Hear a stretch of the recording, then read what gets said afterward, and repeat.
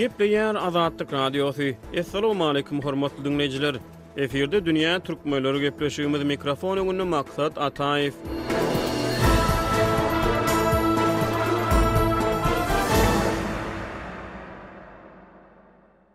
Demirgazyk Awganystanyň Balx welaýatyna 9 ýaşly etnik türkmen Abdurawfyň näwelli adamlar tarapyndan alınıp gaçylmagy türkmenleriň arasyna tolgunçluk döretdi. Bir ay gowrak mundan ozal Abdurawf öz deň duşlary bilen mektepden gelýärkä 4 harbyly wasly şahsiýetine näwelli adamlar tarapyndan alınıp gaçyldy. Olar häzirki wagtda ýaş çağany zamon saklaýar. Onuň howsarlarynyň $1,5 milyon girew soraýar. Abdurawfyň howsarlary hökümet güýçlerinden öz çağlarynyň halas edilmegini talap edýär. Ýöne güýç edaralary şu wagtda çenli maşgalanyň bu talabyny berjay edip bilmeýär. Bu aralykda çağany alyp gaçan adamlar onuň howsarlaryna Abdurawfyň videolaryny urudyp girew talaplaryny gaýtalaýarlar. Bu waka alınıp gaçylan Abdurawfyň maşgalatyny we Sebitde ýaşaýan etnik türkmenleri köpçülikleýin injelyksiz etdi. Etnik türkmenleriň wekilleri bu wakanyň 17-nji çagy ogurluk wakasydygyny aýdýarlar. Dekabrın başynda Balx welaýatynyň Mazary Şerif şäherine onlarça türkmen çagy ogurluklaryna garşy hökümetden goraw talap edip köçelere çykdy.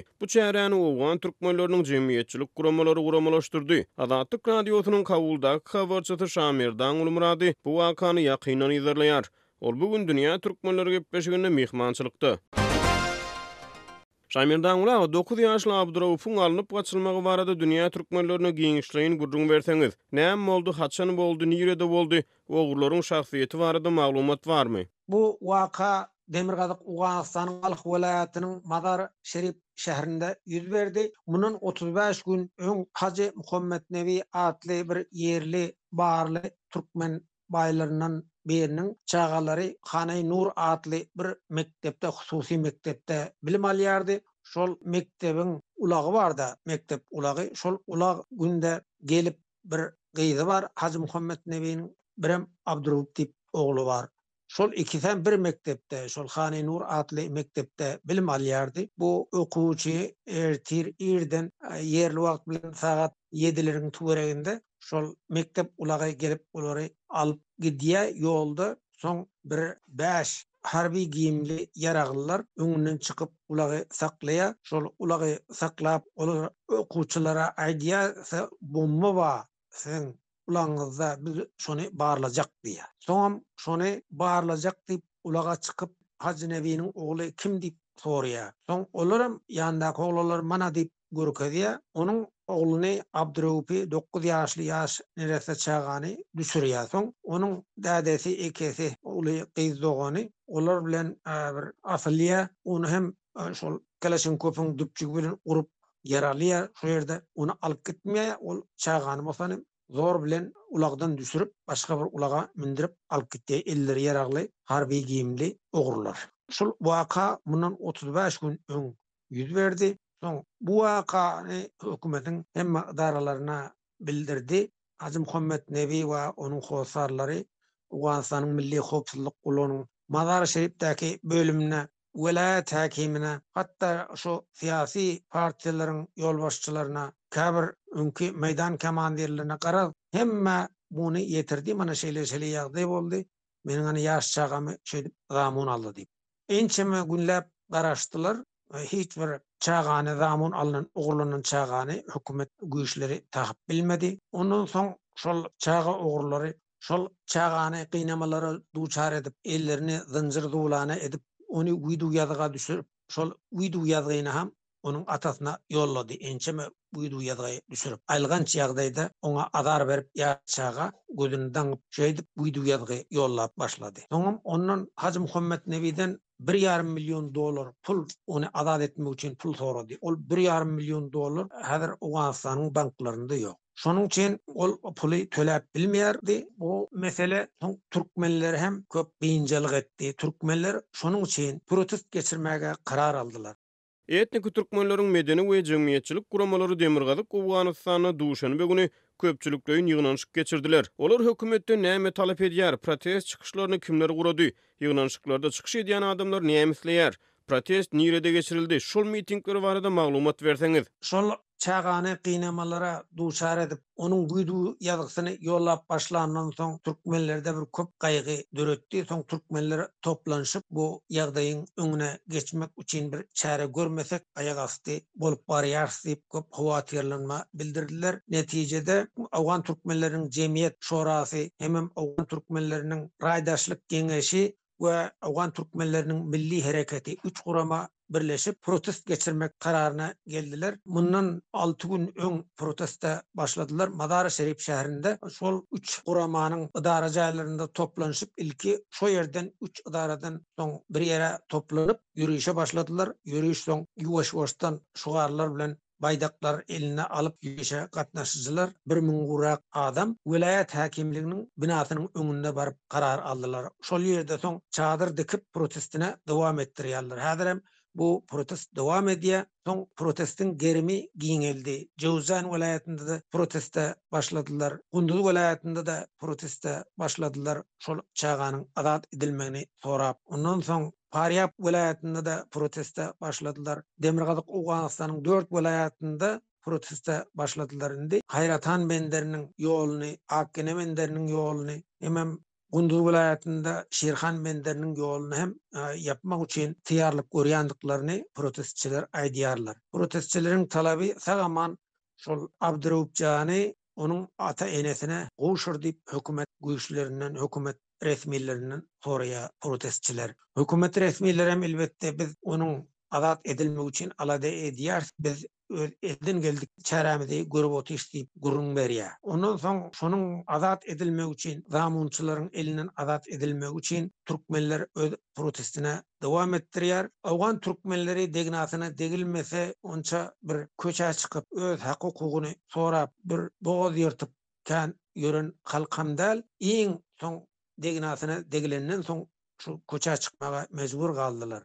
Öňüm ençeme adamlar şey dip ogurlanyp olardan pul aldy. Misal üçin 30 000, 50 000, 80 000, 100 000 dolar alyp hersinden şöyle dip ogurlar azat etdi. Şöyle dip köp türkmenlerden barly adamlaryň çagalary ogurlandy. Soň pul töläp ony azat etdiler. Bu gedek bu pul tölerden has ýokary. Şonuň üçin hem türkmenler protest geçirmäge mejbur galdy. Indi türkmenler protestini has giňeldi paýtaht Kabulda protest başlatdylar. Şonuň üçin umit bildirýär şu çaga azat ediler diýip.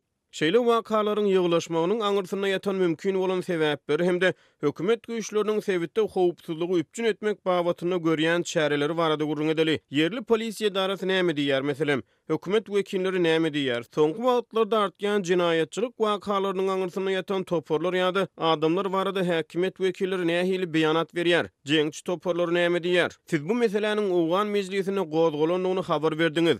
Media serişdileri bu temany nähili gozgaýar? Bu garakçylar, adam ogurlary Owganystanda, Kuzatan Demirgazyk Owganystanda şu dorgoýlar tarapyndan himayet edilýändigi barada maglumat bar. Indi bu anyk bir adamyň aýadyny aýtmak kyn, emma şol ogurlaryň şol dorgoýlar bilen baglanşynyň bardygyny elbetde halk aýdýar. Bu ýeke türkmenlerde başgalardan hem şeýdip zamun alyp pul alyp erkilge goýup berdi. Soňky günlerde has şu howpsuzlyk şertleri yaramazlaşdy. Hatta şäherlerde de halkyň şu elinde gürleşip barýarka mobil telefonuny elinden kaňyp alyp eger bermejek bolsa ony bıçak bilen yaralap ýa atyp şeýdip jinayatçylyk şeýle jinayatlar hem köpeldi Madara Şerif şäherinde we paýtaht Kabulda da şeýle. Şonuň üçin paýtaht Kabulda Owganystanyň vice-prezidenti Kabulyň howpsuzlygyny üpjün etmek üçin jinayatçylyga garşy görüş üçin ýürüýte wezipany öz üstüne aldy. Şondan soň paýtaht Kabulda şu ogry jümürlük bir neme kemeldi. Emma Balx welaýatynda ýeni şol has möwjen döwrüne ýetdi. Madara Şerif şäherinde ogurlar günde halkyň dukanlaryny talap alýar, ellerinden mobil telefonlaryny alýar, halkyň üýüni basyp alyp ogurlar şeýdip halky köp hawatyrlanma düşürdi. Şeýle ýagdaý soň indi Awganystanyň Milli Mejlisi barada aýdylanda Awganystanyň Milli Mejlisi hökümet resmiýetlerine siz utanyň diýip has itirak gurrun aýtdy. Mejlisiň başlygy Owgan güýçlerine has itirak burunam aýtdy da Awgan hökümetine, hususan yerli resmiýetlere, Balx welaýatynyň yerli häkimetlerine. Siz şunu tiz fursatda şu çağany ogurlaryň elinden halas edin diýip köp iti gurunlaram aýtdy. Yerli media barada aýdylanda yerli mediada bu waka uly seslenme döretdi, hususan çağany gynamalara duçar edip onun uydu ýazysyny Abdurawpyň atasyna ýollamagy, şonda ol ýaş nerese çağa gynamalar görkezmegi jinayatçylaryň şol has halky duýgulandyrdy, has halkyň gahar gazabyny getirdi. Şolam yerli mediada da öz beýanyny tapdy. Bu Azatlyk radiosunda da gepleşik berildi. Onuň netijesi boldy diýsegem ýalňyş bolmaz. Şondan soň hökümet güýçleri bir neme herekete geçip, ana bir täzelik, ýagny 4-nji dekabrda şol jinayeti edendir diýip çak edilýän bir adam tutsak edildi.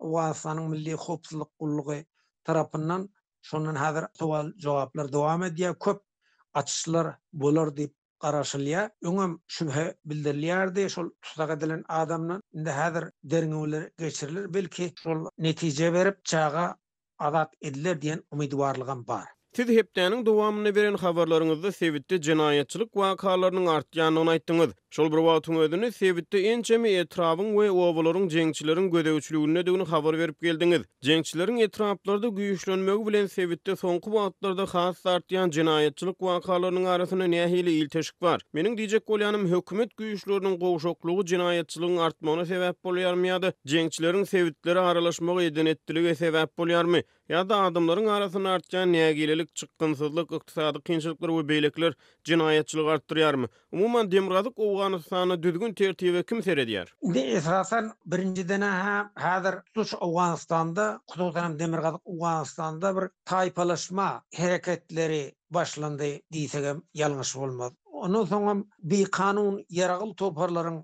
sany hem artdy. Jeňçiler hem öň habar berişimiz ýaly şol owalarda umuman jeňçiler hereket edýärler. Jeňçilerin de adam ogurlugy bilen meşgullanmasa da halkdan uşur zekat diýip pul alýar. Elbette ýöne adam ogurlary bu bir kanun ýaragyl toparlar diýip halk bilýär. Bir kanun ýaragyl toparlar bar ýa, hökümetten tarapdarlyk edýän ýarym resmi ýaragyl toparlar bar. Şo toparlaryň hem şeýle jinayatçylykda eli bar diýip käbir adamlar düşünýär. Ondan soň şol ýoksulluk, açlyk şolam şu ogur jümirligiň artmagyna sebäp boldy diýip düşünilýär. Hemem Awgan güýçleri hem bir Awganystanda howpsuzlyk derejesi has yaramaz. Howpsuzlygy üpçün etmek başartmandyr. Bir tarapdan jeňçileriň hüjümleri has görülüp eşidilmedik derejede artdy. Onuň üstesine de şu ogur jümirler we bir kanun ýaragyl toparlaryň şeýle jinayatçylykla işlere baş goşmaga hökümeti kyn ýagdaýa düşürdi hökümet güýçlerini.